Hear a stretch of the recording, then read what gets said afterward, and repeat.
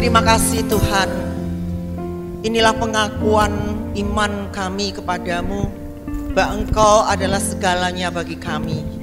Kami hanya memandang kepada Engkau saja, karena ketika kami mengarahkan mata kami tertuju kepadamu Tuhan, pengharapan kami di dalam Engkau tidak pernah sia-sia. Kami percaya Tuhan, segala apa yang kami naikkan, pujian kami, penyembahan kami, boleh berkenan di hadapan-Mu dan merupakan dupa yang harum di hadapan-Mu. Dan sebentar tiba saatnya ketika kami akan mendengarkan kebenaran firman Tuhan. Engkau sucikan dan kuduskan hati dan pikiran kami, supaya sebentar firman-Mu Tuhan boleh tertanam di dalam tanah hati kami yang terbaik, menjadi benih yang tumbuh subur, sehingga Tuhan, iman percaya kami pun boleh bertumbuh dengan luar biasa di dalam Engkau Tuhan. Roh Kudus bantu kami, Roh Kudus bantu kami untuk mengerti dan memahami firman-Mu, agar hidup kami boleh berjalan sesuai dengan kehendak-Mu Tuhan. Urapi hamba-Mu, urapi firman-Mu, bahkan urapi setiap jemaat Tuhan yang hadir pada pagi hari ini. Dan di dalam nama Tuhan Yesus Kristus, kami siap dengar firman-Mu. Siapa yang mau dengar firman Tuhan dan siap katakan amin. Silakan duduk kembali. Selamat pagi, shalom. Ada sukacita pada pagi hari ini atau masih ngantuk? Ya, udara lumayan dingin, tapi biarlah hati kita tidak dingin ya. Semangat kita tidak dingin, semangat kita tetap luar biasa di dalam Dia, ya. Pagi hari ini saya mau sampaikan firman Tuhan mengenai cara hidup orang Kristen. Saudara, setiap orang punya cara hidup, cara pandang. Begitu juga saya dan saudara sebagai anak-anak Tuhan. Sebagai orang yang percaya kepada Kristus Yesus punya cara hidup sendiri. Ya, kita tidak bisa hidup semau gue, ya. Kita tidak bisa hidup seperti orang dunia hidup, tapi kita punya cara hidup sendiri. Yuk kita sama-sama baca di dalam 1 Petrus 4 ayat 7 sampai yang ke-11.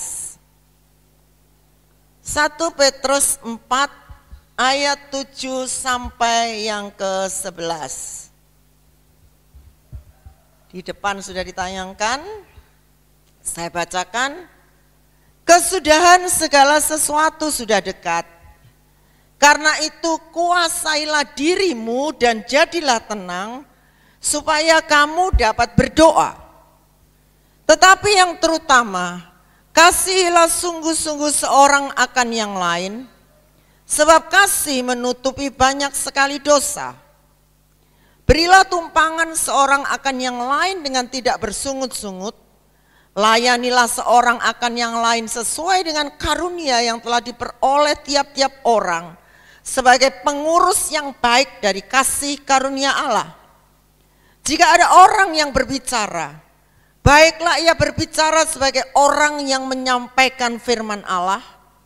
Jika ada orang yang melayani, baiklah ia melakukannya dengan kekuatan yang dianugerahkan Allah, supaya Allah dimuliakan dalam segala sesuatu karena Yesus Kristus. Ialah yang mempunyai kemuliaan dan kuasa sampai selama-lamanya. Amin. Nah, saudara, di sini jelaskan mengenai bagaimana cara saya dan saudara hidup sebagai orang percaya. Saudara, tentunya hidup kita merindukan hidup kita itu menjadi berkat bagi banyak orang. Kita rindu hidup kita juga menyinarkan Kristus yang hidup di dalam hidup kita. Bukan akunya lagi, kata Rasul Paulus, tetapi biarlah Yesus yang hidup di dalamku itu yang terlihat. Dan kalau kita melihat keadaan sekarang ini, ya keadaan yang semakin lama semakin tidak baik, ya, semakin katakan dunia semakin morat-marit, ya.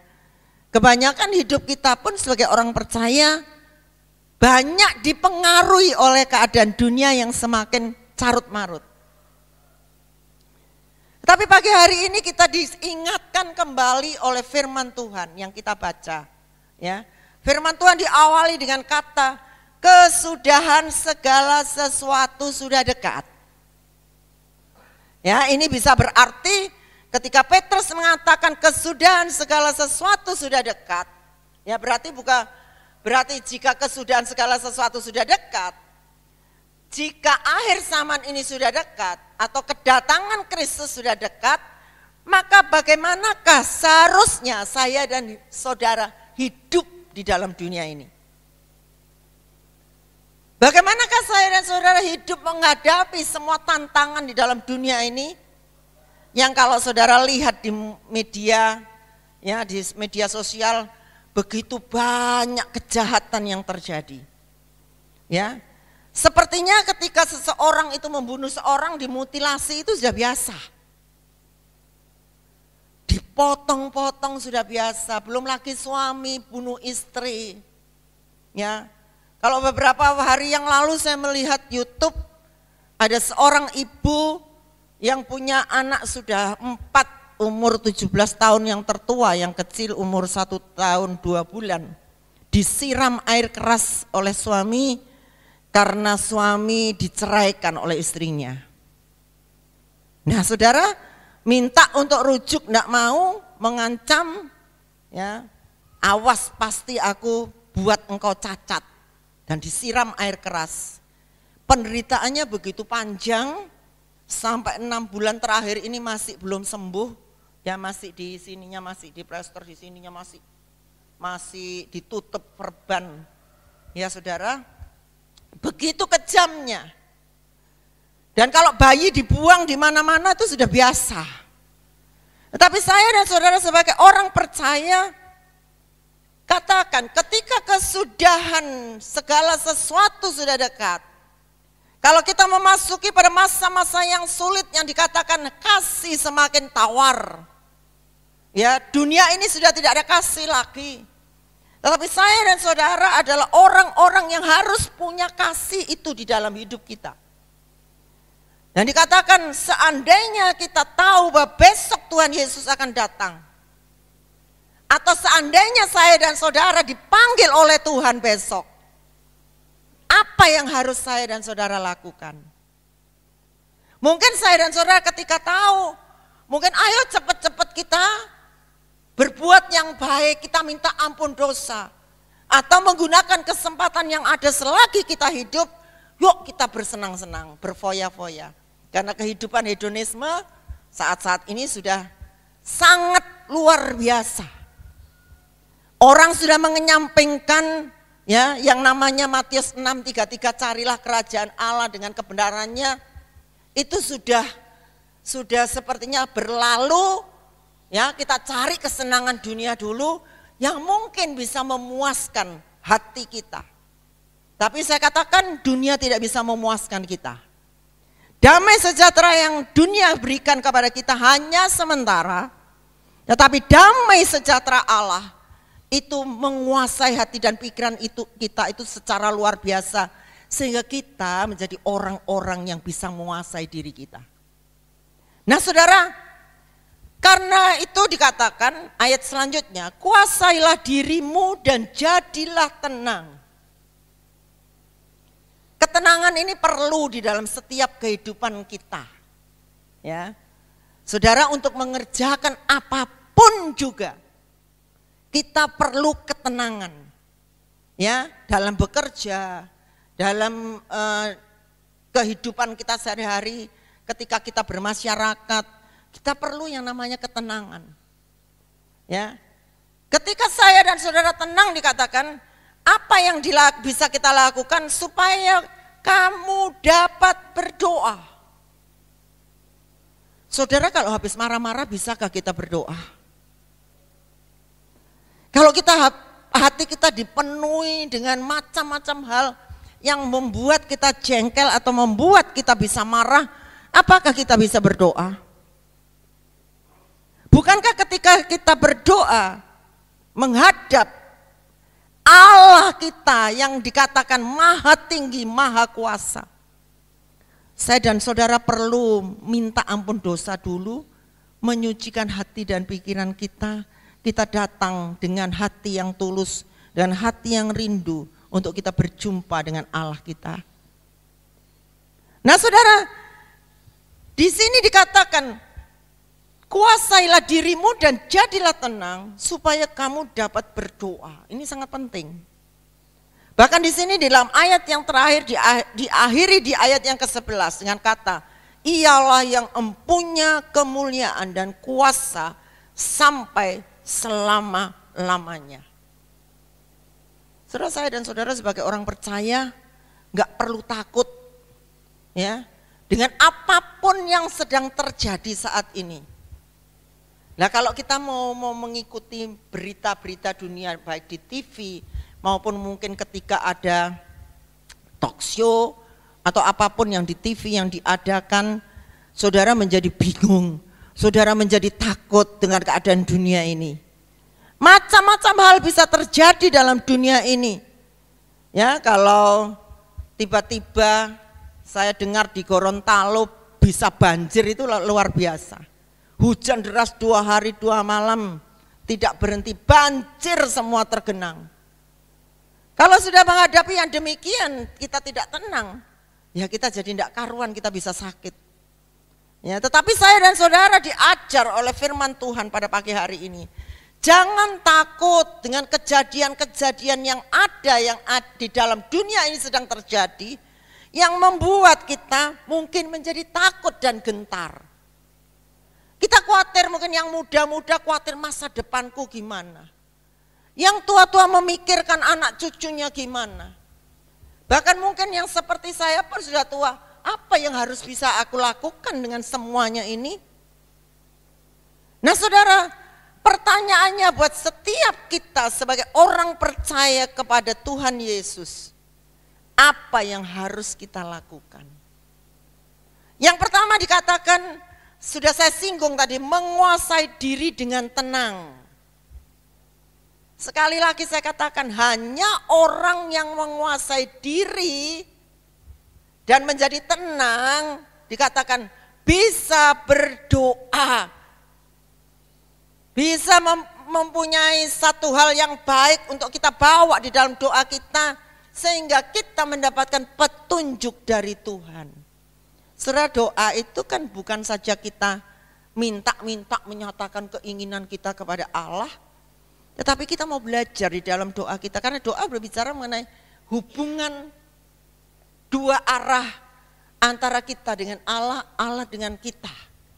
Ketika kita berdoa, dikatakan firman Tuhan, saya menyimpang sedikit, jangan untuk memuaskan hawa nafsu kita. Artinya apa? Apa yang menjadi keinginan kita, menjadi kebutuhan kita, kita nyatakan di dalam doa kita tidak salah. Tetapi kita belajar di dalam doa menjadi tenang, kita belajar dengarkan suara Tuhan.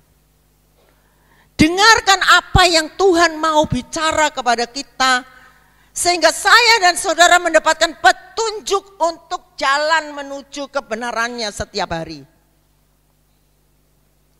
Saudara, banyak orang tidak bisa menguasai diri saat ini.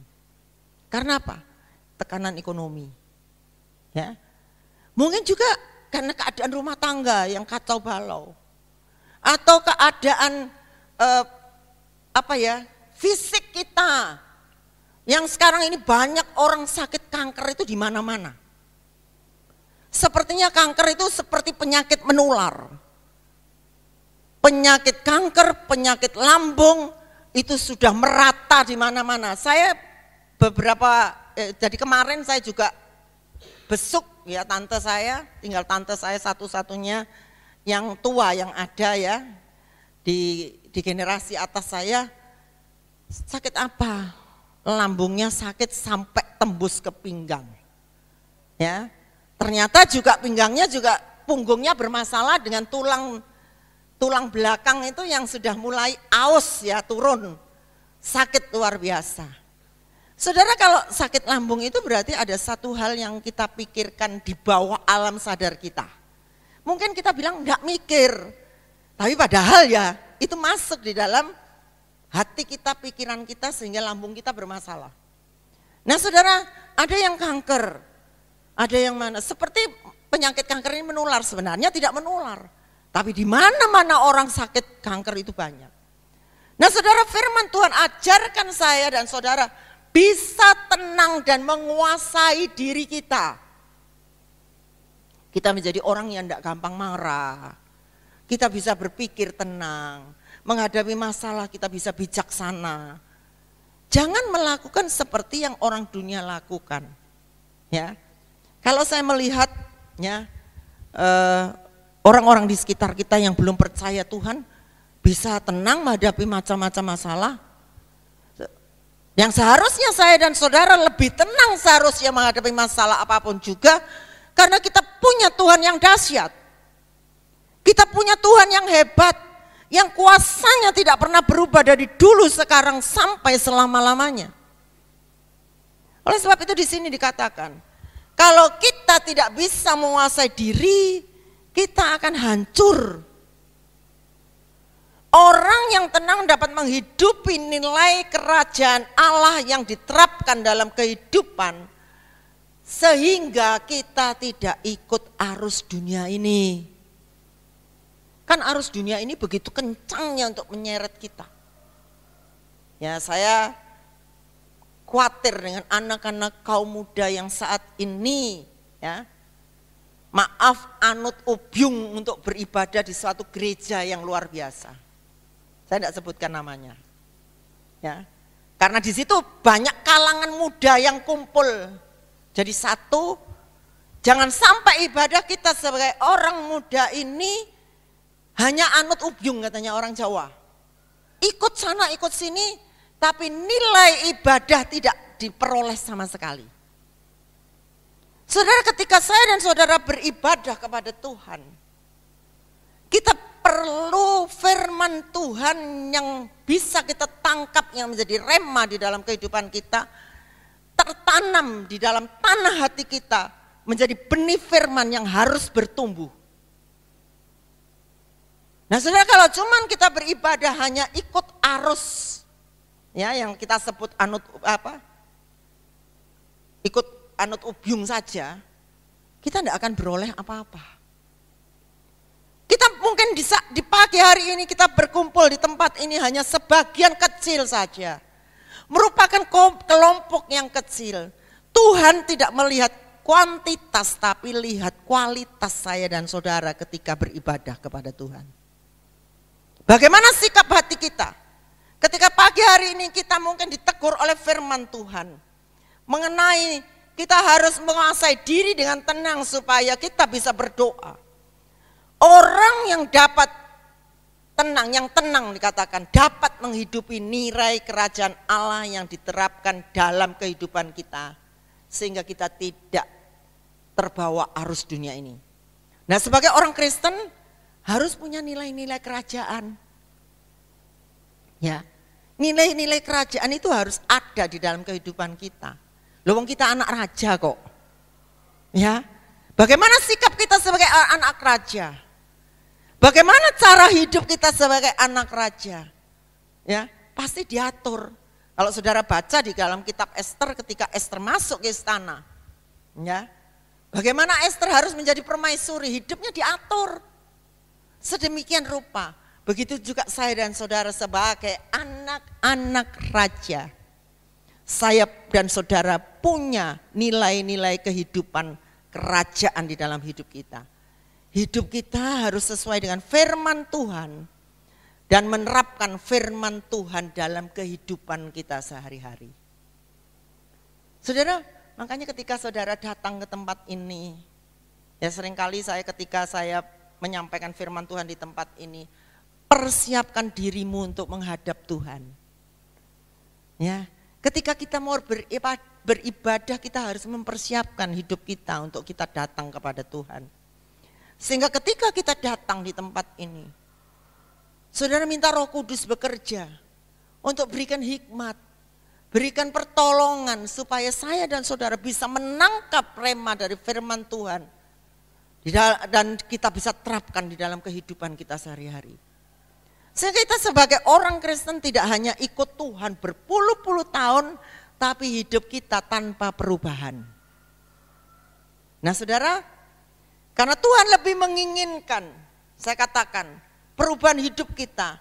Tuhan juga lebih menginginkan persekutuan dan hubungan pribadi kita bersamanya.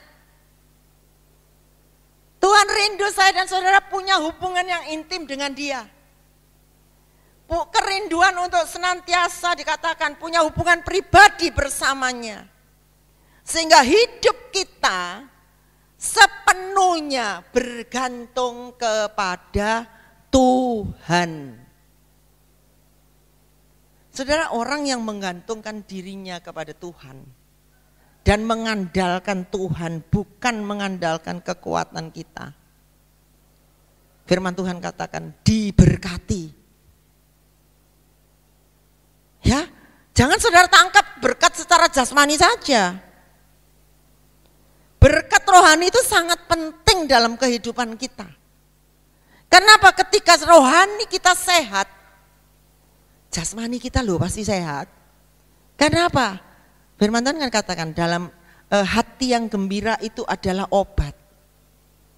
Ya, jika saudara bisa menguasai diri saudara dan saudara menjadi tenang, saudara bisa berdoa. Berdoa itu hubungan dua arah kita dengan Tuhan. Membangun hubungan secara pribadi dengan Tuhan sehingga kita punya hubungan yang intim dengan Dia. Saudara, dua orang berteman sesahabat, pasti ngerti lah perasaan sahabatnya. Ya, pasti ngerti isi hati sahabatnya. Apa yang sahabatnya biasa lakukan. Apa yang sahabatnya sukai, apa yang sahabatnya tidak sukai, pasti ngerti. Ketika saya dan saudara mengatakan Yesus adalah sahabatku yang baik, pasti saudara mengerti perasaan Dia. Dia rindu saya dan saudara, saya katakan ngalem kepada Dia. Punya hubungan yang intim, dikit-dikit tanya sama Tuhan. Bukan seperti orang dunia katakan, oh tanya terus jueh, enggak. Tuhan senang diajak bicara dengan kita. Tuhan senang punya hubungan intim dengan kita. Di sini dikatakan, suatu hubungan dapat hancur hanya karena kurangnya komunikasi antara dua pihak. Hubungan kita dengan Tuhan bisa hancur, bisa renggang ketika tidak ada komunikasi dua pihak. Cuma kita aja minta Tuhan, berkati aku, Tuhan sembuhkan aku, Tuhan tolong aku. Tapi kita tidak belajar dengarkan suara Tuhan, ya nak.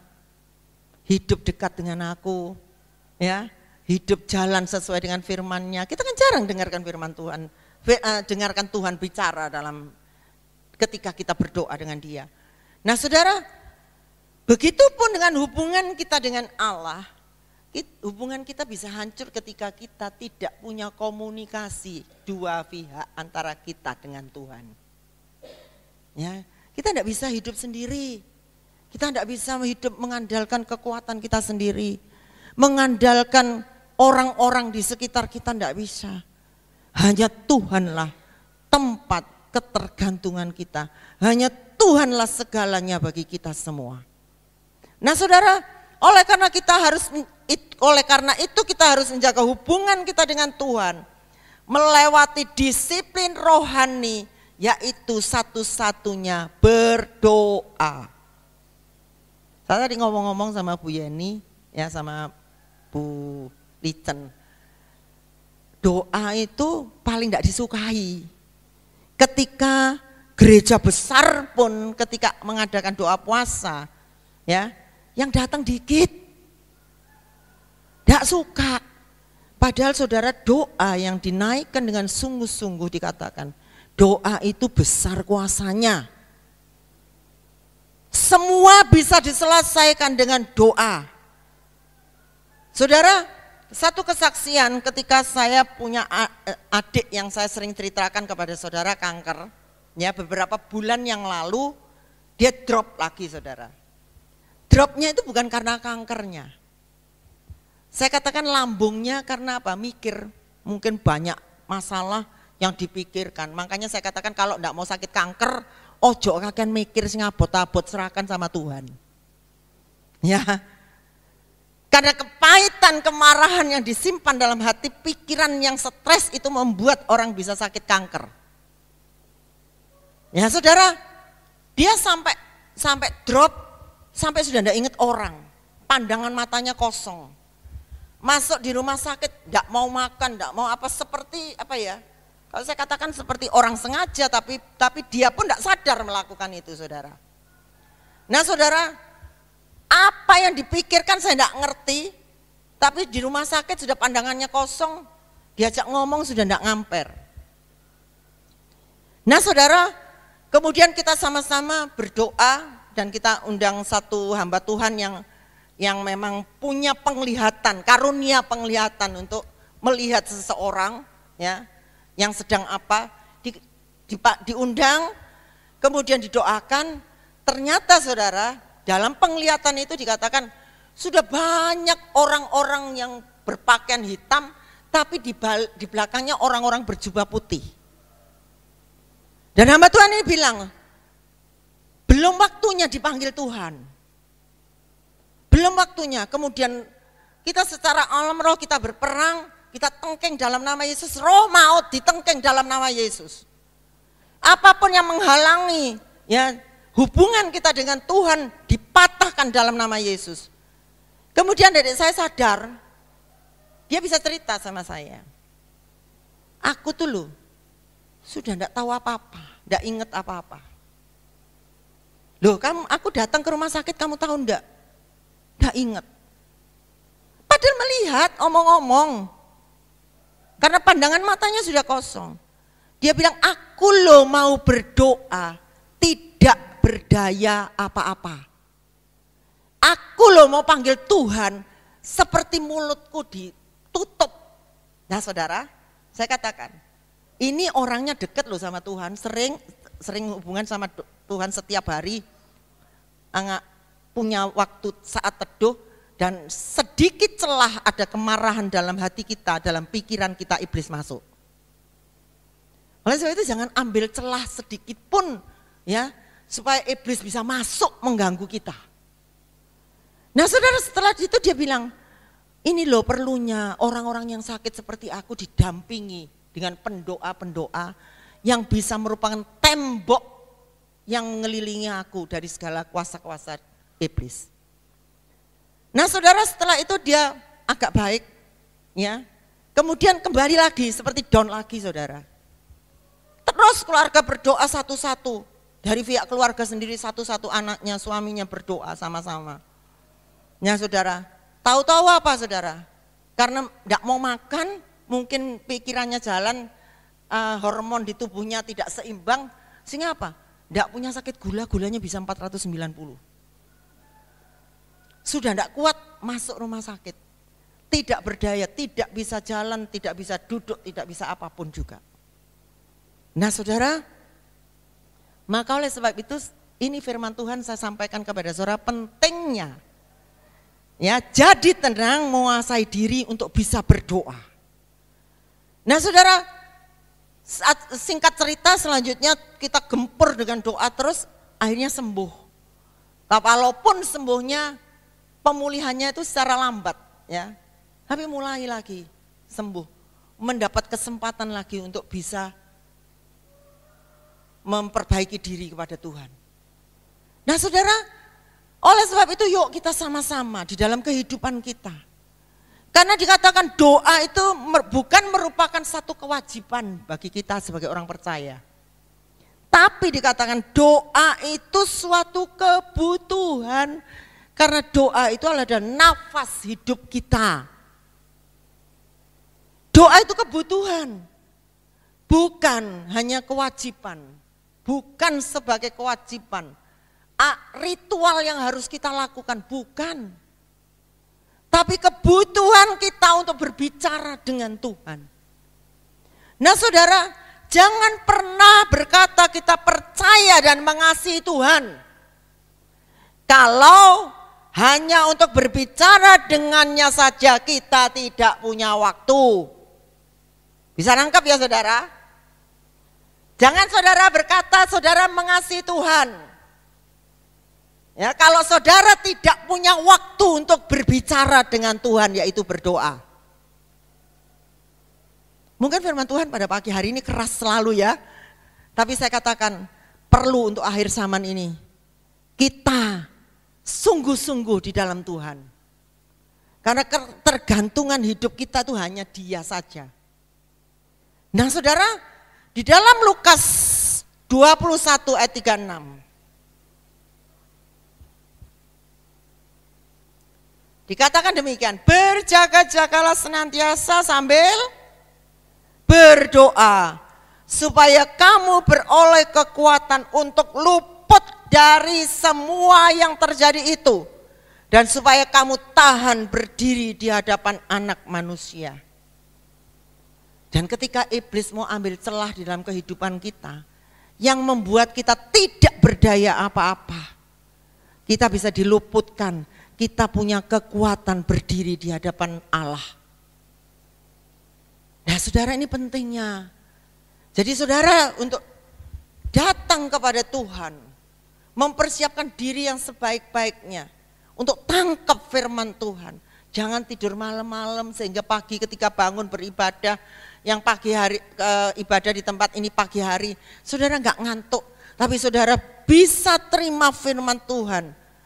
Dan saudara tangkap menjadi rema di dalam kehidupan kita, dilakukan di dalam kehidupan kita sehari-hari.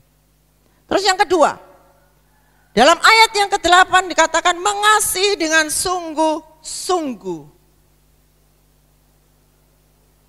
Saudara, di dalam 1 Korintus 13 ayat 13 nanti dibaca di rumah, di situ berbicara mengenai iman, pengharapan dan kasih. Yang terbesar adalah kasih. Saudara, apapun gerejanya, mau denominasi gereja apapun juga, dasarnya adalah kasih yang menjadi nilai hidup orang Kristen yang tertinggi. Saudara, karena Allah itu adalah kasih. Maka saya dan saudara punya nilai sebagai orang percaya, nilai tertinggi dalam hidup kita adalah kasih. Kita harus saling mengasihi walau dunia semakin gelap dan sudah kasih menjadi tawar. Maka kasih kita harus tetap ada di dalam setiap kehidupan orang percaya. Tanpa kasih dikatakan gereja atau rohani kita sudah mati. 1 Korintus 13 ayat 1 sampai yang ketiga. 1 Korintus 13 ayat 1 sampai yang ketiga. Yuk kita baca sama-sama yuk supaya enggak ngantuk. 1, 2, 3. Sekalipun aku dapat berkata-kata dengan semua bahasa manusia dan bahasa malaikat, tetapi jika aku tidak mempunyai kasih, aku sama seperti gong yang berkumandang dan canang yang gemerincing. Sekalipun aku mempunyai karunia untuk bernubuat, dan aku mengetahui segala rahasia dan memiliki seluruh pengetahuan, dan sekalipun aku memiliki iman yang sempurna untuk memindahkan gunung, tetapi jika aku tidak mempunyai kasih, aku sama sekali tidak berguna. Dan sekalipun aku membagi-bagikan segala sesuatu yang ada padaku, bahkan menyerahkan tubuhku untuk dibakar, tetapi jika aku tidak mempunyai kasih sedikit pun, tidak ada faedahnya bagiku. Katakan amin. Saudara, kasih itu terpenting dalam hidup kita. Wong Tuhan ajar kita kasih musuh. Ya, walaupun tidak mudah saudara. Ngasih musuh itu sulit, perlu perjuangan. Kalau ngasih orang yang mengasihi kita gampang, wajar. Yang tidak wajar, yang harus dipunyai dalam kehidupan kita sebagai orang percaya, mengasihi musuh kita, mengasihi orang yang bencekno. Ya saudara, bencekno itu ya dalam hidup kita itu perlu kasih yang sempurna yang dari Dia. Nah saudara, yang ketiga, memberi tumpangan dalam ayat yang ke-9. Saling mengasihi satu yang sama dengan satu sama lain. Petrus memberikan contoh nyata kasih di dalam ayatnya terhadap sesama. Memberi tumpangan bagi orang yang membutuhkan tanpa bersungut-sungut. Saudara, sekarang ini kan orang banyak yang berniat jahat, penipuan-penipuan banyak ya. Kita tidak mudah menerima orang tidur di rumah kita. Ya, makanya firman Tuhan bilang pada akhir zaman tuh kasih menjadi tawar. Kenapa? Karena kita loh seringkali ditipu orang. Kita sungguh mengasihi, tapi orang menggunakan kesempatan itu dengan hal-hal yang lain, berbuat yang tidak baik pada kita. Sekalipun seorang hamba Tuhan. Ya, sekarang ini banyak hamba Tuhan gadungan loh. Karena saya pun pernah menerima seorang hamba Tuhan yang berkata dari luar pulau, kemudian cerita gini-gini, ini denominasi ini sepertinya jelas, saudara. Kita kan nggak tahu apa-apa. Ternyata ujung-ujungnya, ya saudara, dia minta ongkos untuk pulang ke pulau, ke rumahnya. Itu masih baik. Nah, kalau ada yang teman saya yang ketika pulang, ketika menginap, tahu-tahu malam hilang. Pintu sudah terbuka dan barang-barangnya juga hilang. Nah, saudara, tetapi dikatakan di sini Petrus menasehatkan, sesungguhnya dikatakan tidak bersungut-sungut, sesungguhnya segala sesuatu yang kamu lakukan untuk salah seorang dari saudaraku yang paling hina ini, kamu melakukannya untuk aku. Itu di dalam Matius 25 ayat 40. Jadi apa yang kita perbuat seharusnya kepada orang-orang yang hina, orang-orang yang memang membutuhkan pertolongan, itu dikatakan seperti kita melakukannya untuk Tuhan. Makanya Tuhan kan berbicara kepada murid-muridnya gini. Nah, ketika Tuhan mengajarkan mengenai kasih. Ketika aku lapar loh kamu enggak ngasih aku makan. Ketika aku haus loh kamu enggak ngasih aku minum. Ketika aku telanjang kamu enggak kasih aku pakaian. Kemudian muridnya tanya, loh kapan Tuhan kau haus, kapan kau lapar, kapan Tuhan telanjang. Dan ini dikatakan, sesungguhnya apa yang engkau perbuat kepada saudaraku yang lebih hina, itu sama engkau berbuat untuk aku. Jadi saudara, kasih itu dikatakan dari iman, pengharapan, dan kasihlah yang terbesar. Nah saudara, melayani sesama sesuai dengan karunia yang diperoleh. Setiap orang punya kasih karunia masing-masing. Ada yang karunia untuk berdoa, ada karunia yang untuk memberi, ada karunia untuk melayani, dan lain-lain sebagainya. Banyak karunia yang dipunyai. Tiap orang tidak sama. Kalau saudara mungkin menjadi orang yang, aku suka berdoa, padahal saudara punya karunia suka memberi. Mungkin ya tidak bisa klop saudara, tapi tiap orang punya karunia masing-masing dan melayani sesuai dengan karunia yang diperoleh dari Tuhan. Ingat bahwa Yesus yang adalah Tuhan dan Raja, segala raja datang bukan untuk melayani, untuk dilayani, tetapi untuk melayani. Melayani sesuai dengan tiap-tiap panggilan tiap-tiap orang. Nah saudara, memberi tumpangan lebih menekankan pada saling menyembuhkan atau membebat. Berikan tumpangan kepada orang-orang yang masih terluka, orang-orang yang kepahitan, yang sedang dalam masalah dan sebagainya. Karena saat orang yang terluka, ya, yang punya masalah, kasih yang dingin, kita wajib menopang mereka yang lemah. Jadi saudara, kita sesama tubuh Kristus, kita saling menopang satu dengan yang lain. Ada saudara karunianya menjadi tangan, menjadi kaki, ya, menjadi mata, menjadi telinga.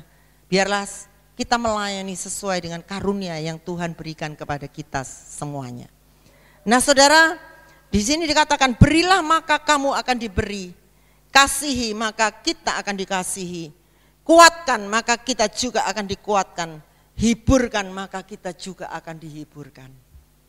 Nah saudara, yang keempat, hidup sesuai panggilan, ayat 10 dan 11. Jika ada orang yang berbicara Baiklah ia berbicara sebagai orang yang menyampaikan firman Allah. Nah, ini saya jelaskan. Ketika saya dan saudara melayani sesama kita, orang lain yang membutuhkan tumpangan, yang membutuhkan ketika terluka perlu dibebat, ya, yang lemah perlu dikuatkan, ya, yang mengalami kasih yang sudah dingin perlu ditumbuhkan kembali kasih yang dingin. Nah, saudara, di sini dikatakan berbicara sebagai orang yang menyampaikan firman Allah. Ya, kan banyak orang yang mendengarkan terus bumboni. Yang ngerti bumboni ya saudara? Dibumboni, ditekan-tekan, iya bener, iku sing salah, iku sing jahat, iku sing iku, ya, menilai negatif. Tapi kita menyampaikan firman Allah apa? Ampuni, jadilah kuat, gak usah dipikirkan, ya, karena pembalasan itu hak Tuhan, bukan hak kita. Jadi kita berbicara, ya, dengan menyampaikan firman Allah agar orang itu tidak semakin lemah, tapi orang itu menjadi kuat karena kita menyampaikan kebenaran firman Allah. Nah, saudara, jika ada orang yang melayani, baiklah ia melakukan dengan kekuatan yang dianugerahkan Allah. Ya, anugerah Allah itu luar biasa, saudara. Ketika saya mempunyai masalah di dalam kehidupan ini, ya, apapun masalah itu, saya katakan, Tuhan, aku perlu anugerah-Mu. Biarlah anugerah-Mu saja yang terus limpah dalam hidupku. Karena aku tidak bisa berbuat apa-apa. Aku bisa karena kekuatan dari Tuhan. Aku bisa karena Tuhan yang menopang. Aku mampu karena Dia yang memampukan. Oleh sebab itu pada pagi hari ini, ketika saudara mau melayani, baiklah ia melakukan dengan kekuatan yang dianugerahkan Allah. Supaya apa? Supaya Allah dimuliakan dalam segala sesuatu karena Yesus Kristus. Bukan karena kuat dan gagah kita, tapi karena Dia yang memberikan kekuatan buat kita. Nah, saudara, ialah yang mempunyai kemuliaan dan kuasa sampai selama-lamanya. Amin. Nah, saudara, semua manusia dicipta untuk kemuliaan Tuhan. Tapi anak Tuhan diperlengkapi untuk melayani Dia sesuai karunia rohani. Ya, jangan melayani dengan kekuatan kita sendiri. Karena kita tidak punya kekuatan apapun. Kita perlu anugerah Dia. Kita perlu anugerah Tuhan yang memberikan kekuatan buat kita. Bahkan ketika kita mendapatkan karunia yang Tuhan percayakan kepada kita, biarlah kita boleh melayani Dia sesuai apa yang Tuhan beri karunia untuk kita semua. Orang yang hidup untuk dirinya sendiri akan hampa. Tetapi orang yang belajar melayani Tuhan dan sesama dengan karunia yang ada pada kita, hidup menjadi bergairah, hidup menjadi semangat dan mendatangkan kemuliaan Tuhan, bukan kemuliaan diri kita sendiri. Nah, saudara, sebab itu kita harus mengenal karunia itu supaya kita maksimal dalam pelayanan. Ya, tujuan karunia yang berbeda adalah supaya kita maksimal, saling menopang. Ya, tadi saya sudah singgung seperti tangan, mata, kaki, jari punya fungsi masing-masing. Ya, saudara tidak akan bisa menjadi tangan ketika saudara mempunyai karunia menjadi mata, pemerhati. Ya, saudara tidak bisa menjadi telinga ketika saudara punya karunia sebagai tangan. Untuk menopang, untuk bekerja, ya, untuk mengangkat, untuk menolong. Ada orang yang punya karunia sebagai telinga mendengarkan apa yang menjadi keluhan orang, yang orang punya masalah menyampaikan isi hatinya, menjadi telinga. Yang nangani siapa? Tangan bantu, ya, mata memperhatikan, kaki untuk bergerak. Jadi ketika saya dan saudara punya karunia yang Tuhan percayakan kepada kita, karena kita berbeda dalam karunia, masing-masing menjalankan tugasnya, maka saya percaya, ya, pelayanan kita dimanapun kita berada, khususnya dalam melayani Tuhan, kita bisa melayani dengan maksimal. Ya, kita tidak bisa jadi kaki ketika kita punya karunia tangan dan sebagainya. Nah saudara, Tuhan mau kita setia, bukan asal-asalan, bukan setia yang murahan, atau saudara ingin terkenal atau ingin dipuji, tapi semuanya untuk kemuliaan nama Tuhan yang terlihat dalam hidup kita. Nah saudara, sejatinya orang Kristen ketika Kristus Yesus yang terlihat dalam diri kita, Tuhan sangat menghargai kita. Ya, Rasul Paulus katakan, bukannya aku lagi, tapi biarlah Kristus yang hidup dalamku. Akunya semakin kecil, tapi Tuhannya semakin besar dalam hidup kita. Amin. Ya, kita mau bangkit berdiri sambil kita renungkan firman Tuhan pada pagi hari ini.